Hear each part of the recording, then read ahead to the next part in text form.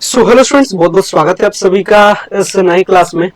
और यदि आपका सेमेस्टर का एग्जाम है, यदि आप सेमेस्टर 1 के स्टूडेंट हैं और यदि आपका एबिलिटी इनहेंसमेंट कोर्स में एईसी के पेपर में यदि आपका हिंदी है, तो फिर क्या पढ़ना है, क्या क्या एग्जाम में आएगा, कौन सा एग्जाम के लिए इंपॉर्टेंट टॉपिक है, इस बार एग्जाम में 2024 से 28 बैच वालों के लिए क्या एग्जाम में आने वाला है, सारी बात करेंगे। सिलेबस को अच्छे से समझेंगे, सिलेबस क्या कहता है, एग्जाम में कौन से टॉपिक पे टारगेट करता है, सारा कुछ इस वीडियो में समझेंगे। सो गाइस, अगर चैनल पे पहली बार विजिट किया, चैनल को जरूर सब्सक्राइब कीजिएगा ताकि सारे जो क्लासेस है, जो सारे जो एजुकेशनल अपडेट है, वो ऑन द टाइम आपको मिल सके।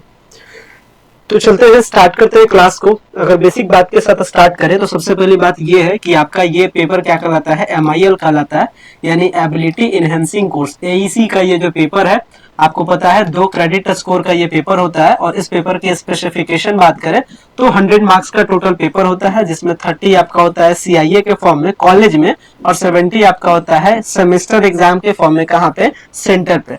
इसको भी अगर डिटेल में बात की जाए तो 2 नंबर का एक क्वेश्चन होता है, 10 MCQ क्वेश्चन आपसे पूछा जाता है, टोटल 20 नंबर। इसके साथ 5 नंबर का एक क्वेश्चन होता है, 6 में से कोई 4 बनाना है शॉर्ट क्वेश्चन, ये भी आपका 20 नंबर का। 10 नंबर का क्वेश्चन होता है, 3 क्वेश्चन बनाना होता है, 30 नंबर का। इस तरीके से आपका एग्जाम में क्वेश्चन आता है। तो ये क्वेश्चन पैटर्न होता है। बात करें MIL होता क्या है, तो MIL का मतलब ही होता है मॉडर्न इंडिया लैंग्वेज, यानी भैया आज के टाइम में, आज के इंडिया में बोला क्या जाता है। ठीक है, ये क्या कहलाता है, ये पेपर का स्पेसिफिकेशन है। तो आज की इंडिया में कई सारी भाषाएं बोली जाती है, जैसे हिंदी है, इंग्लिश है, उर्दू है, बंगाली है, फारसी है, सो मेनी भाषा बोली जाती है। अगर आप लोगों ने हिंदी लिया है तो आप लोग को कहने का मतलब है कि हिंदी जो बोलचाल की भाषा है, अगर आप लोग हिंदी लिए हैं तो हिंदी जो बोलचाल की भाषा है, यानी ये बेसिकली किस चीज के लिए टेस्ट किया जाता है, बोलचाल की भाषा, यानी आपकी भाई बोलने, सुनने, समझने की शक्ति कितनी है, इसी को इम्प्रूव करता है, इसी को इनहेंस करता है। यानी इसका टारगेट क्या होता है, किस किस चीज पे टारगेट, पढ़ने में, सुनने में, समझने में, लिखने में, यही सारा आपका क्या होता है, चेकअप होता है, यही सारा आपके एग्जाम में जांच होता है। सिलेबस को लेकर के बात की जाए तो हमारे पास सिलेबस आपके लिए अवेलेबल है। इसका देखिए मेन मोटो क्या होता है, कोर्स का ऑब्जेक्टिव क्या होता है, बहुत इंपॉर्टेंट होता है। यही कोर्स का ऑब्जेक्टिव बताता है कि हम एग्जाम में आपसे पूछेंगे क्या। तो कोर्स का ऑब्जेक्टिव कहता है हिंदी व्याकरण के कुछ महत्वपूर्ण पक्षों, यानी हिंदी व्याकरण का कुछ जो इंपॉर्टेंट पॉइंट है वो आपको आना चाहिए, यानी ये आपको सीख लेना है एग्जाम तक। हिंदी रचना के विभिन्न रूपों और परियोजनात्मक मूल्य के कार्यकारी पक्षों के अवगत कराना, यानी जो हिंदी का जो स्टार्टअप हुआ, हिंदी जो आपका कह सकते हैं जो ध्वनि है, जो शब्द जैसे कैसे बना, शब्द से फिर समूह कैसे बना, ये सारी चीजें।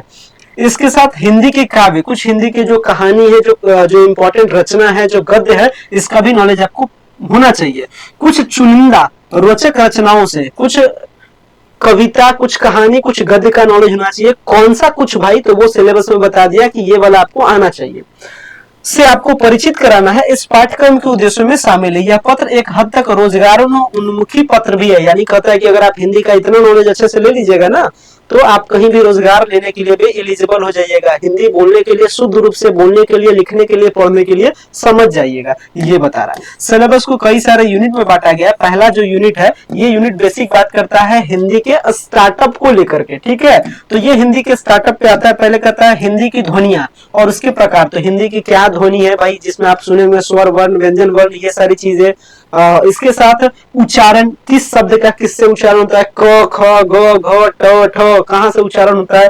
लिपि की आवश्यकता, लिपि की क्यों इंपॉर्टेंट पड़ा है, इससे रिलेटेड।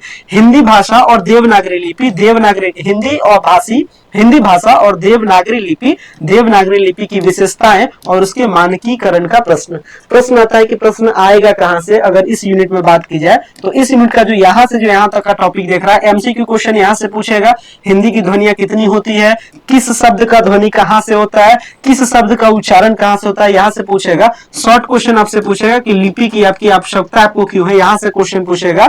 हिंदी भाषा और देवनागरी लिपि क्या होता है, शॉर्ट क्वेश्चन यहां से बनेगा।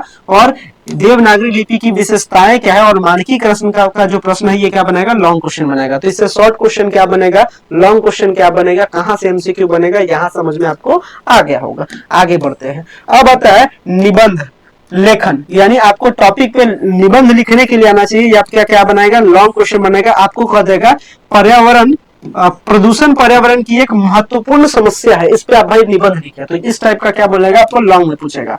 संक्षेपण करना, पल्लवन करना, एक्सपेंशन करना। कोई छोटा सा बात आपको दे दिया और कहा कि भाई इसको बढ़ा चढ़ा करके आप लिखिए, बताइए ये क्या बता रहा है। तो इसको क्या करते हैं, पल्लवन करते हैं, एक्सपेंशन करते हैं। कॉम्प्रहेंशन आप समझ ही रहे हैं। हिंदी के मुहावरे और कहावतें आपके क्या बनाएंगे, आपके शॉर्ट क्वेश्चन बनाएंगे और आपके एमसीक्यू क्वेश्चन बनाएंगे। तो जो फेमस मुहावरा है, जो फेमस कहावतें, जो फेमस लोकोक्तियां हैं, ये आपको क्या आना चाहिए। तो ये वाली चीजें, ये जितना भी सारा आना चाहिए, मतलब कहां से क्वेश्चन पूछेगा ये भी मैं आपको बता दिया। अगर आप पढ़े हुए हैं तो आप पढ़िए, और अगर आप नहीं पढ़े हुए हैं, अगर आप कभी आप ये सब चीज में आपको समझ में नहीं आ रहा है कि कहां से स्टार्ट करें, क्या पढ़े नहीं पढ़े एग्जाम के टाइम में, तो अभी मैं कुछ देर में एक और नेक्स्ट वीडियो दूंगा जिसमें सारे इंपॉर्टेंट एमसीक्यू क्वेश्चन, सारे important short question with answer के साथ और सारे लॉन्ग क्वेश्चन, ये सब कुछ मैं आपको क्या करूंगा, देने वाला हूं। तो क्लास आपके लिए आगे वाला जो होगा वो बहुत इंपॉर्टेंट है, उसको देखिएगा जरूर। उसका भी लिंक आप चैनल को सब्सक्राइब करके रखिएगा। हालांकि इस वीडियो के लास्ट में उसको भी अटैच कर देंगे, और जैसे ही अगर आप चैनल के साथ कनेक्टेड रहिएगा तो आपके पास नोटिफिकेशन चला जाएगा। इसके बाद हिंदी से अंग्रेजी करना और अंग्रेजी से हिंदी करना, ये जनरली आपका जो क्वेश्चन बनता है, ये लॉन्ग में भी बनता है, शॉर्ट में बनता है। पूरा कहानी आपको दे दिया कि भाई कन्वर्ट कीजिए हिंदी से इंग्लिश, तो लॉन्ग में बन गया। और अगर शब्द दे दिया, अगर आपको वाक्य दे दिया कि भाई राम टहल रहा है, आप इसको इंग्लिश में कीजिए, तो ये क्या हो जाएगा आपका, शॉर्ट क्वेश्चन में ले लेगा। और अगर पूरा कहानी दे दिया कि राम बगीचा में गया, राम टहल रहा है, वहां उसने ये देखा वो देखा, तो ये सब लॉन्ग में दे देगा। ठीक है, तो लॉन्ग शॉर्ट कहां से बनेगा समझ में आ गया। अब आते हैं कार्यालयी हिंदी। हिंदी का अब थोड़ा सा स्टैंडर्ड वर्जन, जिसको हम लोग कार्यालय ऑफिस के समय यूज करते हैं।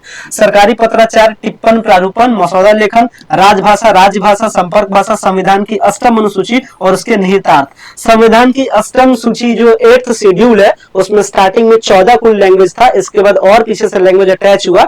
तो इसके बाद यानी जो संविधान का जो 8th शेड्यूल है, इसके बारे में अच्छे से पढ़ के रखना है कि हिंदी में जो हिंदी भाषा है वो कब संविधान में अटैच हुआ था, इसके बाद क्या क्या कौन कौन सा भाषा पीछे से इसमें जोड़ा गया। यहाँ से एमसीक्यू क्वेश्चन बनेगा आपका। ठीक है, एमसीक्यू क्वेश्चन वाला ये पोर्शन है। इसके बाद क्वेश्चन यहाँ से राज्य भाषा से पूछ सकता है, राष्ट्रभाषा से पूछ सकता है कि हिंदी हमारी राष्ट्रभाषा है, क्यों, इसके महत्व को बताइए। तो ये क्वेश्चन किस में चल जाएगा, शॉर्ट, ये क्वेश्चन आपका किस में चल जाएगा, लॉन्ग क्वेश्चन में चल जाएगा। ठीक है, तो लॉन्ग क्वेश्चन यहाँ से क्या बनता है समझ में आ गया। टिप्पणी किसको कहते हैं, प्रारूपण किसको कहते हैं, ये शॉर्ट क्वेश्चन बनाएगा। तो क्या क्वेश्चन पूछेगा, शॉर्ट क्या बनेगा, लॉन्ग क्या बनेगा, सब तो आपको बता ही दे रहे हैं, बस तो आपको पढ़ना है, पढ़ करके अच्छा नंबर लाना एग्जाम में। आगे आते हैं, अब आते हैं दूसरा पोर्शन में, जिसमें कथा कहानी में आते हैं। हिंदी की चयनित गद्य रचनाएं, कुछ कहानियां हैं। कहानी है बेंटो वाली विधवा, प्रेमचंद्र की कहानी है। याद रखना है कि कौन सा कहानी किसके द्वारा लिखा गया है, कौन सा गद्य किसके द्वारा लिखा गया है, ये आपका एमसीक्यू क्वेश्चन बनेगा। तो यहाँ से भी तैयार रहना है। ठीक है, नंबर का भी कंट्रीब्यूशन देखते चलिएगा, कहां से कौन सा कितना ज्यादा नंबर का वैल्यू बना रहा है। कहानी बेंटो वाली विधवा, भय, गेहूं और गुलाब, श्री राहुल सांस्कृतिक। ये भी देखिएगा कि ये बेंटो वाली विधवा क्या है, तो ये कहानी है, ये निबंध है, ये ललित निबंध है, ये संस्मरण है, ये व्यंग निबंध है, ये एकांकी है। ध्यान रखिएगा कौन सा क्या है, ये आपसे पूछेगा। ठीक है, इसके साथ लॉन्ग में यहाँ से क्वेश्चन बनेगा सारांश लिखने का, कि इस कहानी का जो सारांश है, सारांश बताइए। कहानी तो लंबा चौड़ा है, लेकिन कहानी का मेन निचोड़ क्या है, मेन बात क्या है, ये लिखना क्या कहलाता है, सारांश कहलाता है। और क्वेश्चन इसमें क्या पूछेगा, सारांश पूछेगा लॉन्ग में। शॉर्ट में क्वेश्चन क्या पूछ सकता है, किसी कहानी से रिलेटेड बेसिक क्वेश्चन पूछ सकता है। ठीक है, बेसिक क्वेश्चन कहानी से रिलेटेड जो बहुत इंपॉर्टेंट मायने बता रहा है वो, तो शॉर्ट क्वेश्चन में पूछ लेगा कहानी का बेसिक क्वेश्चन। और इसके बाद लॉन्ग में पूछा तो सारांश पूछ लेगा, और एमसीक्यू पूछेगा तो कौन सा कहानी किसके द्वारा लिखा गया है, वो कहानी किस प्रकार का है, वो जो रचना है वो क्या है, कहानी है, निबंध है, ललित निबंध है, ये सारी चीजें। ठीक है, ये वाला भी सेक्शन हो गया आपका। इसमें से अगर इंपॉर्टेंट की बात की जाए कि भाई किसके आने के चांसेस सबसे ज्यादा है, तो यहाँ देखिएगा एक निबंध रख लीजिएगा। निबंध एक है यहाँ भय रामचंद्र शुक्ल जी का, इसके साथ बाबर की ममता एकांकी को रख लीजिएगा। ठीक है, ये सब क्या हो जाएगा, इंपॉर्टेंट में हो जाएगा।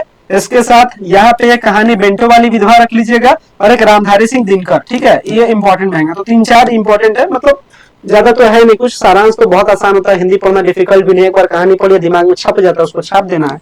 आगे आते हैं हिंदी की चयनित कविताएं, इसको हम लोग काव्यांश कहते हैं। ठीक है, तो हिंदी की क्या सारी चयनित कविताएं हैं, कौन कौन कविताएं इंपॉर्टेंट है, कविता में भी क्या पूछेगा, यही सारी चीज ध्यान रखना है कि किसके द्वारा क्या लिखा गया है, कौन सा कविता किसके द्वारा लिखा गया है, इस चीज को आप रखिएगा।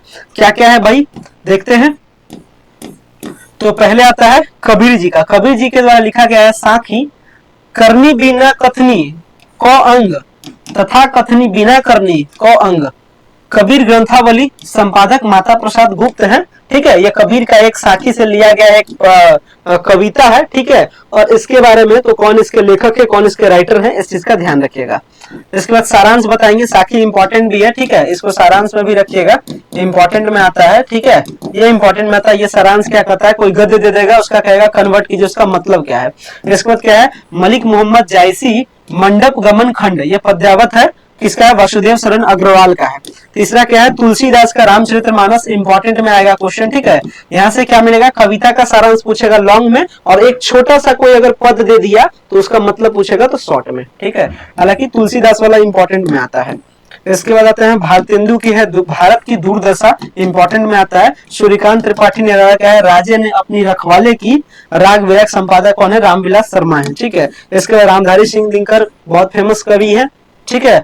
अघटन घटना क्या समाधान, अघटन घटना का क्या समाधान कविता है, बापू नामक संग्रह से इसको लिया गया है। इसके लेखक कौन है भाई, रामधारी सिंह दिनकर है, और लिया गया है कहां से, ये आपको दिया गया। तो ये क्वेश्चन आपसे पूछेगा कि भाई अघटन घटना क्या समाधान कहां से लिया गया, तो आपको बोलना है बापू नामक संग्रह से लिया गया है, और किसके द्वारा रचित है, तो रामधारी सिंह दिनकर का रचित है। तो ये क्वेश्चन जो आपका है, ये एमसीक्यू क्वेश्चन में बनाएगा। तो एमसीक्यू क्वेश्चन में क्या बनाएगा आप समझ गए, शॉर्ट में क्या बनाएगा, लॉन्ग में क्या बनाएगा, सब कुछ समझ गए, ठीक है। अब आपको इसको क्या करना है, फॉलो करना है, और इसके अकॉर्डिंग क्या करना है, एग्जाम की अच्छे से क्या करना है, तैयारी करनी है, ठीक है। यही सारा चीज है, ज्यादा डिफिकल्ट है भी नहीं। नेक्स्ट वीडियो में मिलते हैं, फिर आपको समझाते हैं, फिर आपको बाकायदा दिखाते हैं, मॉडल क्वेश्चन सेट देते हैं, क्वेश्चन का आंसर भी देते हैं कि भाई क्या क्वेश्चन पूछ रहा है, इसका आंसर क्या होगा। तो MCQ, short question, long question के अगली सीरीज को जरूर देखें।